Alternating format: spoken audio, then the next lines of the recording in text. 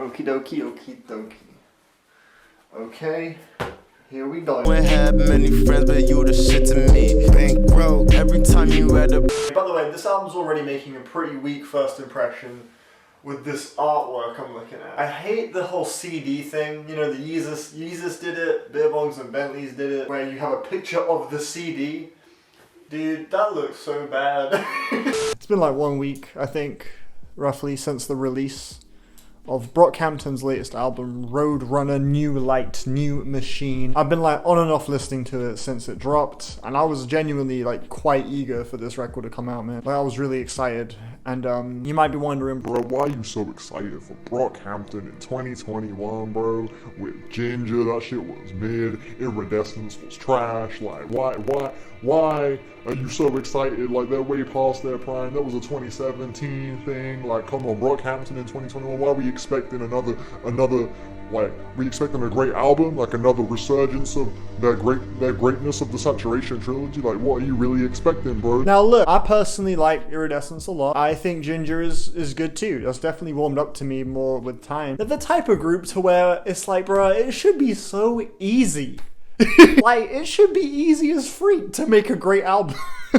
You got all these rappers, right, that are super talented, good performers, you know, they're good writers. They've proven that time and time again. You got Kevin with the hooks. You got Dom and Matt Champion and Joba, they're just absolute spitters. You got Bareface with the vocals. You got Merlin with the hype factor. You've got a member that fits the bill for damn near everything. And then you got Ramil and Jabari, Kiko Merli as the producers. Like, what the fuck is stopping y'all from making an amazing album? It should be easy as hell. Like, that's why I get excited, because it's like, bro, they're spending 2 years working on a record.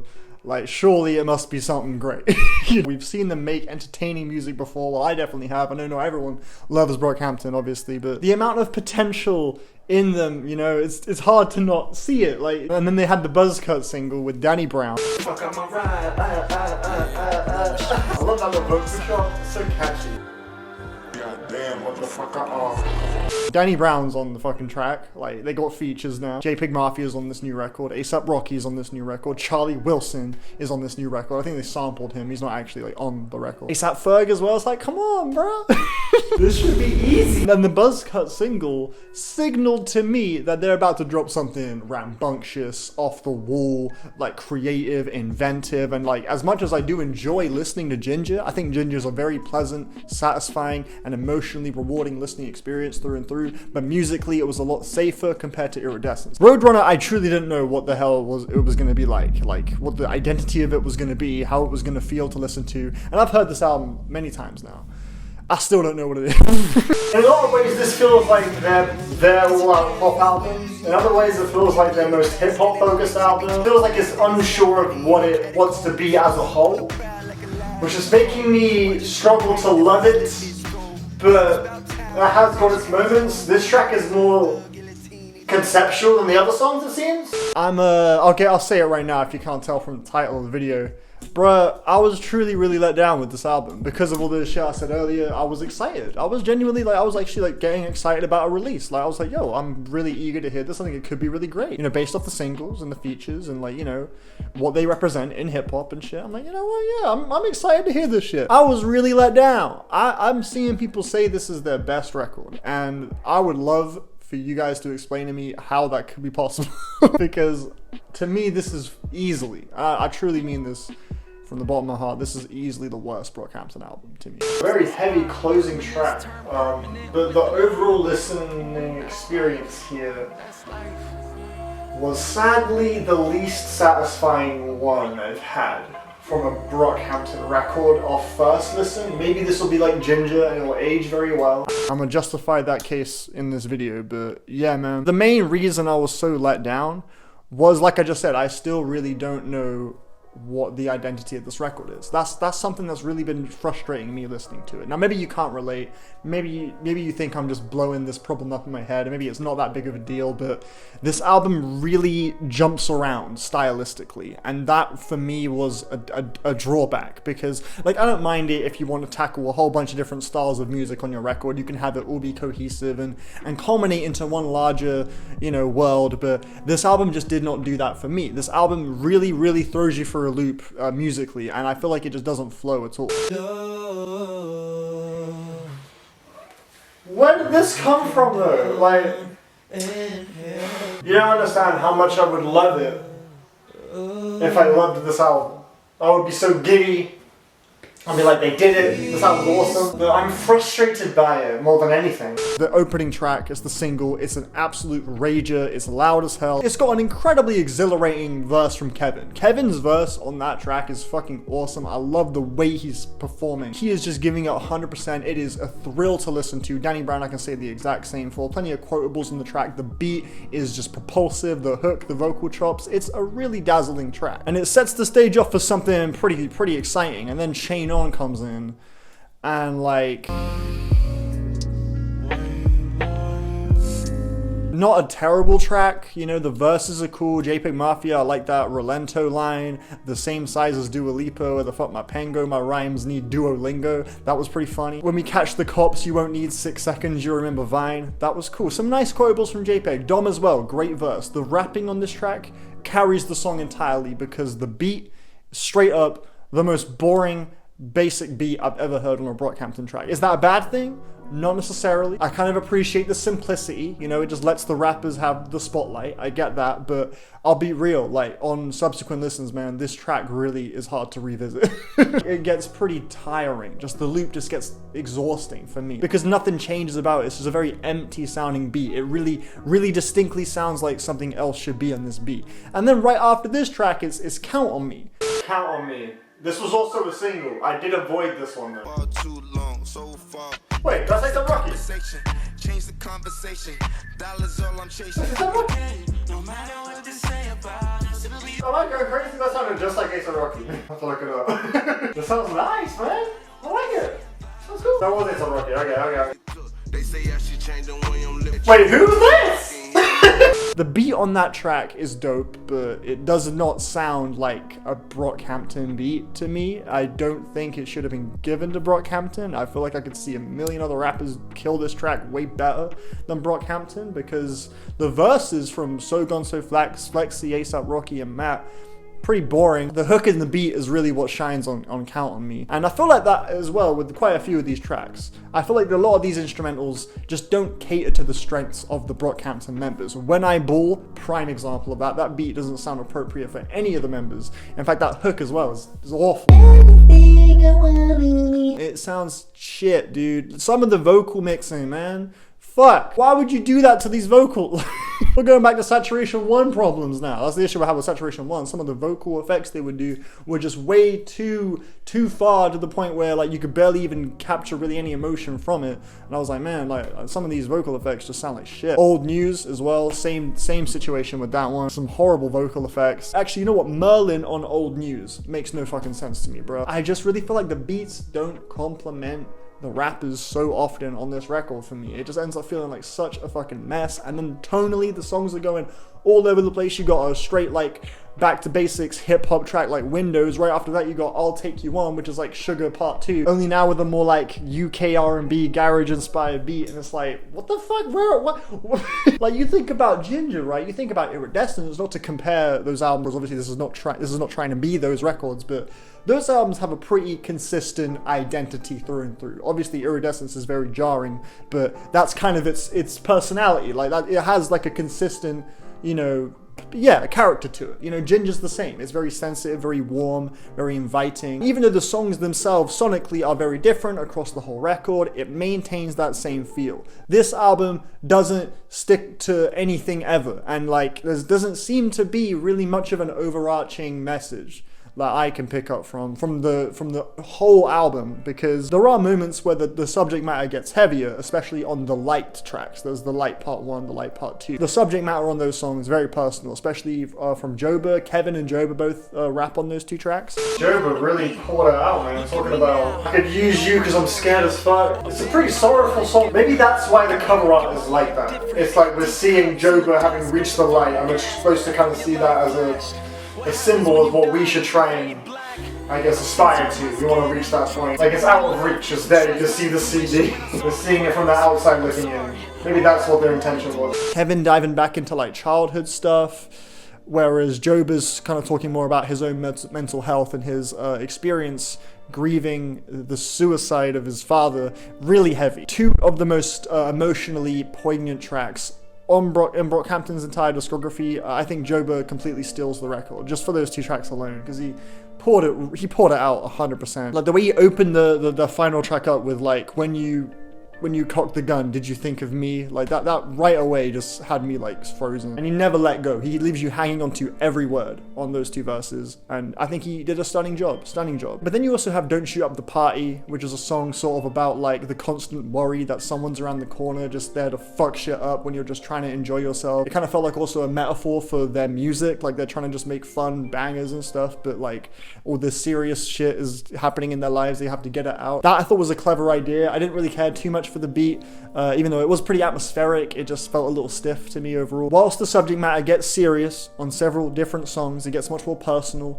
The album never revolves around it for too long. It jumps around to doing like a fun feel good track like When I Ball, or like a poppy track like a radio hit like Old News or I'll Take You On. And the way it's sequenced and ordered, it makes it so that I just cannot pinpoint what the identity of the album is overall. I can't get like enveloped in the world of it like I could with previous ones. It just feels like a scattered experience, man. Speaking of scattered experiences too, the track Bankroll, bruh, that has got to be the worst mixing I think I've heard all year so far, man. I can't even tell what the flow is. Oh wow, this is very bizarre right now. Wait, who the fuck is this? What? Is that Dom? Yo, who is that? That's Jabari? That's Jabari! What the fuck? That track is mixed so fucking badly. The drums sound horribly muddy. The vocal effects, the panning sounds horrible. It's so distracting. This track is clearly trying to be like a hit, like a club hit with the ASAP features and stuff like that. But Jesus, the way it's recorded and produced and mixed makes it so hard to just enjoy like that, you know? And Merlin's verse is terrible. Merlin sounds awful on that fucking... The accent he's doing sounds so forced. I did love Merlin on Windows though. He really shined on Windows when he said, the poor are polite, but the floor not nice. Watch your woman, I'ma take it out your life. Like, when he comes with that just like erratic, like fucking really blunt lyricism, Merlin sounds amazing. Bareface as well was basically absent the whole time. He had the track Dear Lord, which is just out of the fucking blue. Again, like I'm saying, this album goes all over the place. Dear Lord is like a totally tacked on gospel a cappella track, reminiscent of Jesus is King, honestly. Like, it wasn't like the most horrible to listen to track. I guess it was kind of, you know, endearing, cinematic. It was just so out of the blue. I just couldn't really appreciate its or enjoy its placement here. What's the Occasion is my least favorite track, bro. You been in this shit for years, I can't be a savior. How to speech was said on my knees I pray on everything I say, breaking it up. Million little pieces. Don't know if I like this one either. This one's a note. This one's a hard fucking note for me. Yeah, this just sounds shit. I don't like this track one bit. Guitar just sounds cheesy to me. The drums are just so plain. Singing, the melodies, this piano build, it's all just not giving me anything at all. That beat, I might catch some heat for saying this, but I mean this so sincerely. That beat sounds like something off Revival. Look, I'm not just saying that because it's got those guitars on it, because if I would, I'd be saying The Light sounds like something from Revival, which that does not. What's the Occasion? That beat legit instantly reminded me of Eminem's Revival. Job is singing on that chorus. Nah, man, it just sounds so freaking grating. This album, man, I want to be a defender. Like, I want to be I want to be the guy that's like, man, I still get excited about Brockhampton. They're still cool as fuck to me. But this album really had me like, fuck. I can't enjoy this shit. I think this is terrible. I just thought it was a fucking mess. I just thought it was such a fucking, like, the individual moments are sometimes pretty dope. Like, The Light is a very effective track with a really large, like, powerful beat. Windows is a really cool posse cut. Don't Shoot Up the Party had some really creative ideas on it. BUZZCUT is a total rager. There are a few individual dope moments, you know, but it's just the front to back listening experience is just fucking horrid to me. It's just an uncomfortable, horrid listen. It doesn't feel good to say, bro. If like peak Brockhampton stan 2017 me, like I was always thinking back then, like, yo, the Future of these guys is gonna be crazy. They're gonna drop like 3 albums every year, and they're all gonna be fucking amazing. like, yeah, if we saw this, he would be pissed. I'm gonna give this album a 4 out of 10, bro. A 4 out of 10. I don't like it. I don't like it. I don't want to hear this shit ever again. Apparently their next record is their final one. I hope they can make up where they fell short for me on this one. I know that they are loving the record, like the members themselves, they're saying it's the best one and this and that. I'm seeing many people, two of my closest friends came over to my house and shit. They were like, yo, you heard the new Brockhampton? It's their best one. Well, one of them said that. The other one just said it was a really good album, but yeah, I'm like, bro, I need you guys to go in the comments, like you guys that love this album and think it's the best Brock, please explain to me how this tops the other ones. For me, it's just such a clunky and uncomfortably frustrating front to back listen. The members barely have presence like that. Like they really underperform. Matt Champion barely impressed me on this fucking record. He was weak as hell. Okay, how do we rank the members? Let me think. I would say your best member is easily Dom.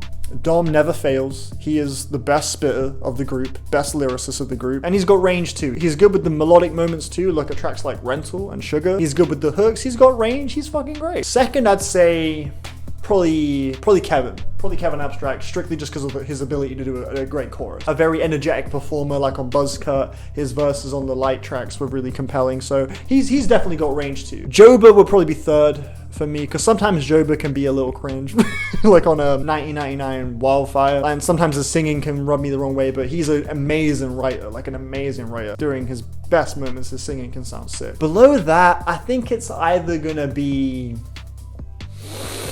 Merlin or Bareface. I feel like they're both in a similar camp. Like, obviously they're very different, but they both occupy a similar space to where they're kind of known for one thing, and they just do that one thing every time. Merlin with that kind of yelpy delivery, Bareface with that like super sensual singing voice he's got. They have range, like Merlin he's done some singing parts on tracks too, like on No Halo. Bareface is rapping on this album, actually. I thought he sounded kind of cool. Yeah, B-Switch. There's the B-Switch. I love, this is definitely my favorite song so far. It's not Bareface! That's Bareface! Yo, he has a sick rap voice. Yo, Bareface rapping sounds like Matt Homie or something. This was, for Bareface sounds like he would fit in perfectly with like the Slums camp. Kind of reminded me of like artists like Matt Homie and like, you know, the Slums type guys, you know, like Earl Sweatshirt and shit, with that kind of more like defeated. I'm not saying he sounds just like him. David Rowe, my mistake. It just reminded me of that, you know what I'm saying? I would put Bareface above Merlin, just as tad, because whenever Bareface comes on, he's so refreshing to hear and adds that boy bandish angle, whereas Merlin can sometimes be a bit grating alongside the similarly very like wacky and wild production. The hit to miss ratio with Bareface is greater than it is with Merlin for me. And then I would put who's left? It's just Matt at the bottom, I guess. Yeah, I feel like with Matt, like he's a good rapper. Like I've seen some people say he's the best rapper in the. No. He had that line on "Don't Shoot Up the Party" where he was like, "Kiss my ass, treat my balls like it's mistletoe."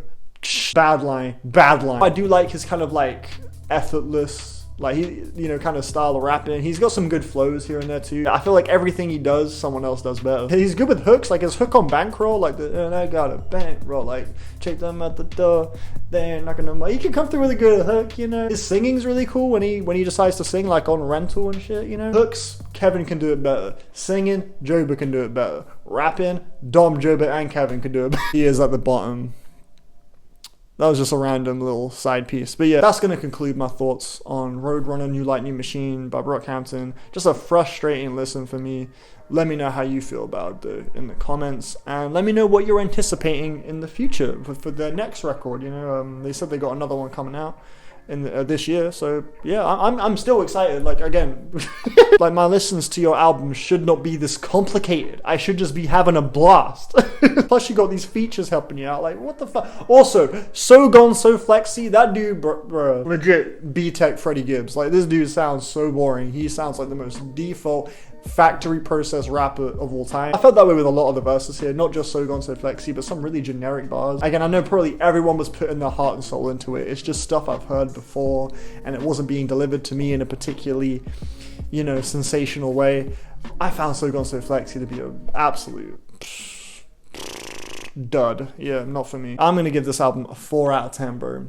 A 4 out of 10. I don't like it. I don't like it. I don't want to hear this shit ever again. Yeah, I've been negative as fuck in this review, and that hurts me. It hurts me to say that because I like this group. I do. I really do. You may not believe it, but I do. I think Iridescence is still mind-blowingly great. I think that album is for sure their best album. People think it's their worst. You are fucking crazy. I think it will go down as like their best, I reckon, because it's just so interesting. What other album has beats like that? None. It is so distinct, so unique, and so many soul-crushing verses. Wait, Tonya, and it's all brilliantly sequenced. That is for sure. That I still see people saying Iridescence is trash. Ridiculous. Anyway, I'm just rambling at this point. Let me end the video. Bye-bye.